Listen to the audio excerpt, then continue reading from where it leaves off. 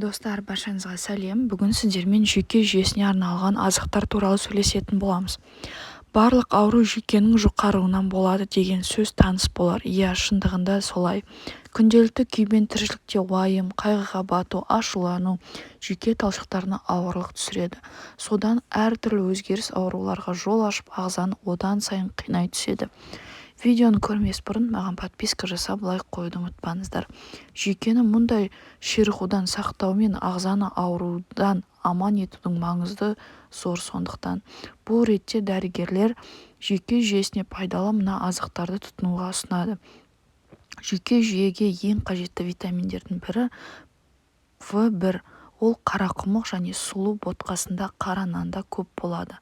Адамзат көп ойлану арқылы жүйке жүйесі мен миға көп салмақ түсіреді. Әсіресе ой жұмысымен айналысатын осылай жүйкесін ғана емес, миынан бастап барлық мүшесіне әлсіретіп, мерзімінен бұрын қартайып жатады деп жазады Ауырмаңыз газеті. Оларға өрік, жұмыртқа, бұршақ тұқымдастарын көп пайдалануға ұсынар едік. Бұл тағамдардың витаминдер жетіспеу кезінде адамдың бас ауруы, әлсіздік пайда болуы, көңіл күйдің төмендеуі пайда болады. Қазіргі заманғы өмір сүру салты жүйке жүйені жұқартады. Тым әсірелшілдік, көңіл күйдің бірден бұзылуына, есте сақтау қабілеті мен ми қызметінің зардап шегеді. Әсершіл болудан құтылу үшін В12 витамин тұтыну керек. Ол теңіз өнімдерінде, сиырдың өкпе, бауыр, бүйрегінде, жұмыртқа ақуыздарында болады. Бұл өнімдерді тұтыну Альцгеймер ауруынан сақтайды.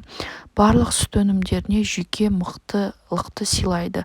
Себебі олардың құрамында кальцийге бай. Ол жетіспеген кезде адам ашушаң, күйгелек болып кетеді.